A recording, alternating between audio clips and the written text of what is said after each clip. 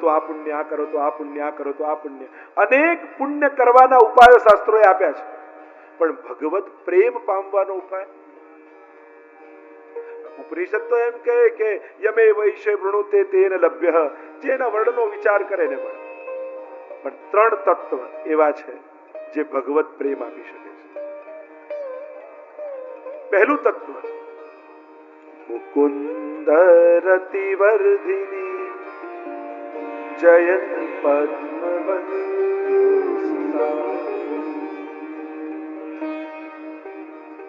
મુકુંદ રતિવર્ધિની શ્રી યમુનાજી. યમુનાજી એવું તત્વ છે જે ભગવત પ્રેમ આપે. યમનાષ્ટકની ટીકામાં જ આચાર્યોએ કહેલું છે, ભગવાન વિધમ દત્વા ભાવવૃદ્ધિમ કરોતિ તથૈવ યમુના સ્વામી સ્મરણાત સ્વીય દર્શનાત અસ્માદ આચાર્ય વર્યાસ્તુ બ્રહ્મ સંબંધ કરણાત તાપ ક્લેશ પ્રદાનેન નિજાનામ ભાવવર્ધકાહ. આ ત્રણેય જણા ભાવનું વર્ધન કરે છે. તો પહેલું તત્વ શ્રી યમુનાજી. યમુનાજીનું જે જીવ આરાધન કરે, ભક્તિ હેતુસ્તુ યમુના, એમ મહાપ્રભુજી કહે. ભક્તિના હેતુરૂપ શ્રી યમુનાજી છે. ભાવનું દાન થશે, કૃષ્ણ પ્રેમનું દાન થશે. કારણ એ શોભાને ધારણ કરવા વાળા છે. સ્મર પિતુ શ્રીયમ બિવ્રતિમ. પ્રભુના ચરણારવિંદથી જેની શોભા છે અને અધરામૃતનું જે દાન કરે છે એવા શ્રી યમુનાજી છે. યમુનાજીની શોભા શેનાથી આપણે ગાઈએ છીએ ને, શ્રી કૃષ્ણના ચરણારવિંદની રજ થકી શોભી રહ્યા, સિદ્ધિ અલૌકિક આપનારા બંધુ શ્રી યમુનાજી. સુપુષ્પની સુવાસથી ચંદ્ર બધુ મહેકી રહ્યું, નિમંત શીતલ પવનથી જલ પર સુગંધિત થઈ રહ્યું. પૂજે સુરાસુર સ્નેહથી વડ સેવતા વંદન કરું શ્રી યમુનાજી. શ્રી કૃષ્ણ આશ્રય આપજો. કૃષ્ણ આશ્રય પ્રેમ આપનારા શ્રી યમુનાજી. બીજું તત્વ શ્રી ગિરિરાજ. ગિરિરાજજી પ્રેમનું મૂર્તિમંત સ્વરૂપ છે, ઘનીભૂત સ્વરૂપ છે. લોકો લૌકિક માંગવા જાય, ઠીક છે, આપી પણ દે. ગિરિરાજજી પાસે જાઓ, ભગવત પ્રેમ માંગો.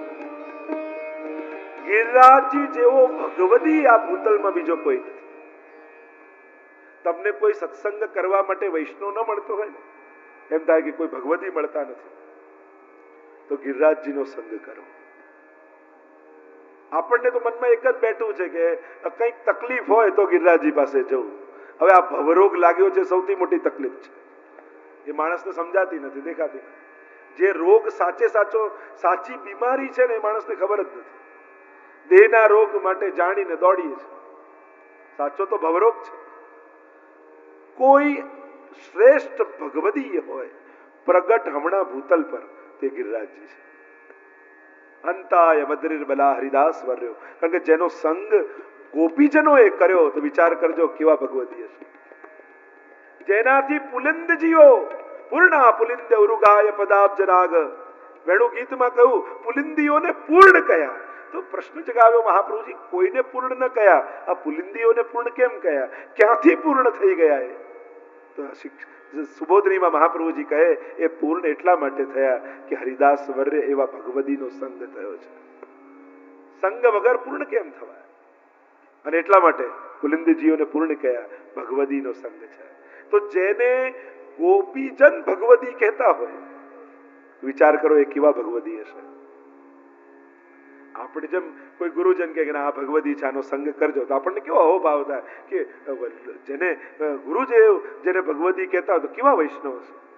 તો સિરમોર પ્રેમની ધ્વજા જેને કહેવાય, ગોપી પ્રેમ કી ધ્વજા, એવા ગોપીજનો જેને ભગવદી કહેતા હોય, તો ગિરિરાજજી કેવા ભગવદી હશે. વિચાર તો કરો. એમનાથી મોટો કોઈ ભગવદી નથી.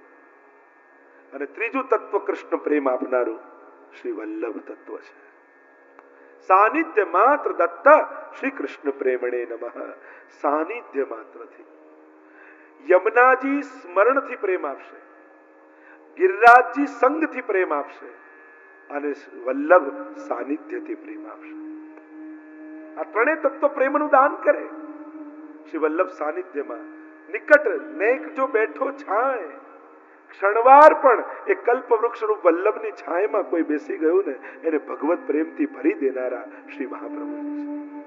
વાર્તા સાહિત્ય તમે વાંચો, કોઈ પરીક્ષા કરવા આવ્યું, કોઈ કંઈક માંગવા આવ્યું, કંઈક મેળવવા આવ્યું, કોઈ શાસ્ત્રાર્થ કરવા આવ્યું, પણ સાનિધ્યમાં આવ્યું એટલે કૃષ્ણ પ્રેમના રંગે રંગી નાખ્યા મહાપ્રભુજી.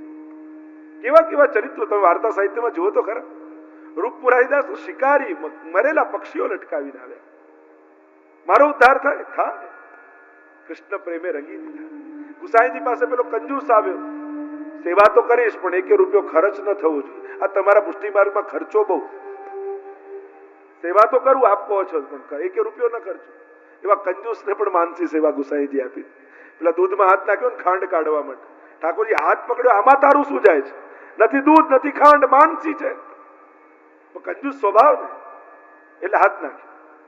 એટલે ઘણી વાર કૃપા થઈ જાય પણ જીવ જો વૃત્તિ ન બદલે તો પાછો અંતરાય થઈ જાય. જીવે પોતાની વૃત્તિ છોડવી તો કૃપાના પાત્ર છોડાય. આપણો અઠાગ્રહ, આપણો દુરાગ્રહ. લોકોને કૃપા પણ પોતાના ટાઈમે જોઈએ છે. હું કહું છું કૃપા કરો કરતા નથી. એમ પોતાના ટાઈમે કૃપા થાય. કૃપાની તો પ્રતીક્ષા કરવી પડે. આપણો ઉદ્વેગ એટલે જ હોય છે કે કૃપા એ આપણને આપણા ટાઈમે જોઈએ છે. મને ભાવ થાય, મેં વિચાર્યું ત્યારે એ ટાઈમે કૃપા, તો કૃપા એવું આપણા ટાઈમે ન હોય. એની તો અંબોદસ્ય સ્વભાવ એમ સમય વારી મુંચતી તથાપી ચાતક ખિન્ન રટત્યેવ સંશય. વિજ્ઞપ્તિમાં ગુસાઈજી આજ્ઞા કરે, એ ચાતક પક્ષીને ખબર હોય છે કે મારે તો સ્વાતિ જલનું બિંદુ પીવાનું છે અને વર્ષમાં ત્યારે જ પડવાનું છે, છતાંય આખો વર્ષ પ્રતીક્ષા કરતું રહે છે. એનું ધૈર્ય ખૂટતું નથી, કારણ કે જેનામાં ધૈર્ય ન હોય એનો પ્રેમ છલકાઈ જતો હોય છે, ઢોળાઈ જતો હોય છે. એટલે પ્રેમ ધૈર્યના પાત્રમાં ટકતું હોય છે. એટલે ધૈર્યના પાત્ર વગર પ્રેમ બહુ વાર ટકતું નથી, એ ઢોળાઈ જાય છે. એટલે પ્રતીક્ષા મહત્વની છે. તો સાનિધ્ય, તો શ્રી વલ્લભ તો સાનિધ્ય માત્રથી પ્રેમનું દાન કરવા વાળા છે. જે જન સાનિધ્યમાં આવ્યા મહાપ્રભુજીએ ભગવત સેવા પધરાવી અને કૃષ્ણના રંગે રંગી દીધા. એમ કહી આગળનું નામ દર્શન થયા ગુસાઈજીને અને ગુસાઈજીના મુખમાંથી શબ્દો સર્યા, વિમુક્તિદાય નમઃ, વિમુક્તિદાય નમઃ, વિમુક્તિદાય નમઃ, વિમુક્તિદાય નમઃ, વિમુક્તિદાય નમઃ, વિમુક્તિદાય નમઃ. વિમુક્તિ, મુક્તિનું દાન કરનારા શ્રી મહાપ્રભુજી છે. તો આપણને ત્યાં મોક્ષ આપનારા મહાપ્રભુજી છે. તો કહ્યું ના, આ ધર્મ અર્થ કામ અને મોક્ષ સાધારણ જીવોના જુદા છે અને પુષ્ટિ માર્ગીઓના જુદા છે. મોક્ષ શું છે પુષ્ટિ માર્ગમાં? અરે મુક્તિ જ કરવી હોય તો પ્રેતોની યોની ક્યાંથી મુક્તિ કરી મહાપ્રભુ? કેવલ મહાપ્રભુજીનું વસ્ત્ર ધોવા ગયા અને વસ્ત્રને આમ ઝાટક્યું અને એમાંથી છાંટા ઉડ્યા ને તોય પ્રેત યોનીઓ મુક્ત થઈ ગઈ. એના માટે મહાપ્રભુજી કઈ હાથ લાંબો કરવાની જરૂર નથી હોતી. શ્રી વલ્લભના ધરેલા વસ્ત્રો મુક્તિનું દાન આપી દે. સત્સંગમાં વગાડેલી 5 તાળીનું ફળ આપ્યું તોય મોક્ષ થઈ ગયો પ્રેતનો. કેટલા પ્રસંગો! તો મુક્તિ માટે વલ્લભ. અરે સત્સંગમાં તાળી વગાડો ને, આમ મહાપ્રભુનું કીર્તન ચાલતું હોય તમે તાળી વગાડી અને એ તાળી એટલું પુણ્ય આપે છે. વાર્તા કહે છે કે પ્રેતોના ઉદ્ધાર થઈ જાય. અનેક પ્રસંગો આવા 84 વૈષ્ણવમાં છે. કેવલ સત્સંગના ફળ આપવા માટેથી એક જારી ભર્યાનું પુણ્ય આપ્યું તો ઉદ્ધાર થઈ ગયો. તો મોક્ષ માટે શ્રી વલ્લભના શ્રમ આપવાની જરૂર નથી. વલ્લભનું સ્મરણ કરો તો મુક્તિ થઈ જાય. એવા પ્રમાણ છે. તો કઈ મુક્તિ આપે છે? મોક્ષ કયું? મહાપ્રભુજી આજ્ઞા કરી છે ગ્રંથોમાં, પુષ્ટિ માર્ગે હરિર દાસ્યમ ધર્મ, અર્થો હરિરેવહી, કામો હરિર દિદૃક્ષૈવ, મોક્ષ કૃષ્ણસ્ય ચેત ધ્રુવમ. અહીંયા ધર્મ કયો? પ્રભુની સેવા એ વૈષ્ણવનો ધર્મ. અર્થ કયો? અર્થો હરિરેવહી, પ્રભુ જ અર્થરૂપ છે. કામ કયો? કૃષ્ણ દર્શનની લાલસા, એ જ વૈષ્ણવનું કામ. તો મોક્ષ કયો? મોક્ષ કૃષ્ણસ્ય ચેત ધ્રુવમ, આ ચિત્ત ભગવાનના ચરણે ચોંટી જાય એ જ વૈષ્ણવની મુક્તિ છે. મોહનું મરી જવું ને મોહનમાં મનનું લાગી જવું એ જ મોક્ષ છે. આ મન ભગવાનનું થઈ જાય એ જ મોક્ષ. તો વલ્લભ કઈ મુક્તિ આપે છે કે આ અનેક જન્મોથી ભટકતું મન જેને લૌકિક કરવાની જ આદત પડેલી છે એને પકડીને ઠાકોરજીના ચરણોમાં લગાડી દે. આ જ વૈષ્ણવની વલ્લભે આપેલી મુક્તિ છે. આ જ મોક્ષ છે. વૃત્રાસુરે જ્યારે ચારે ધર્મ અર્થ કામ મોક્ષ બતાવ્યા ત્યારે મોક્ષ પુરુષાર્થ વૃત્રાસુર બતાવતા બોલેલા. વૃત્રાસુર કહે કે મુક્તિ કઈ છે વૈષ્ણવ માટે, મોક્ષ કયું છે કે આ મારું મન સંસારમાં ક્યાંય ન લાગે, ઘરમાં નહીં, સ્વજનોમાં નહીં, ધનમાં નહીં, ક્યાંય નહીં. મારું મન પ્રભુ આપનામાં લગાડજો, આપના ભગવદી જનોનો સંગ આપજો.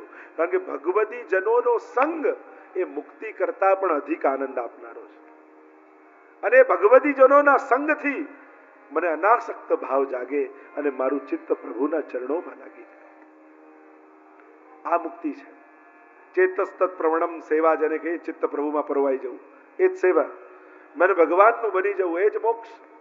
અને એવું મુક્તિ આપનારા મહાપ્રભુજી છે. વાર્તા સાહિત્ય તમે જુઓ, કેટલા પ્રસંગો મળશે તમને. આસ્કરણદાસજીની વાર્તા જુઓ, યુદ્ધના મેદાનમાં લડતા લડતા પણ સેવા કરી રહ્યા છે. આ વાત આ શ્રદ્ધા વાઘાજી રાજપૂતની વાર્તા જુઓ, યુદ્ધના મેદાનમાં લડવા જઈ રહ્યા છે અને યાદ આવ્યું, ઠાકોરજીએ જતાવ્યું, અરે પૂરણપૂરી ભોગ તો ધરી પણ ઘી ઓછું છે, ગળામાં કૂચે છે. પાછા આવ્યા યુદ્ધના મેદાનમાં, દોડતા દોડતા અપરસ કરી અંદર ગયા અને ઘી મૂકી દીધું, પણ એટલા ઉતાવળમાં ગયા કે જોડા કાઢવાનું જ ભૂલી ગયા. અને જે પ્રસાદ લેવા આવેલા ને એમને વૈષ્ણવનો ભાવ ન દેખાયો, પણ જોડા દેખાયા. મોટા ભગવતી બને છે, જોડા પહેરે સેવામાં, જાઓ પ્રસાદ નહીં લઈ. ભાવ ન દેખાય, જોડા દેખાય. અને જેને જોડા દેખાય ને એને જોડા જ પડે. પાછા ગયા, અન્ન જળનો ત્યાગ કર્યો. વૈષ્ણવ ભૂખ્યા ઘરેથી ગયા, મારાથી કેમ લેવાય?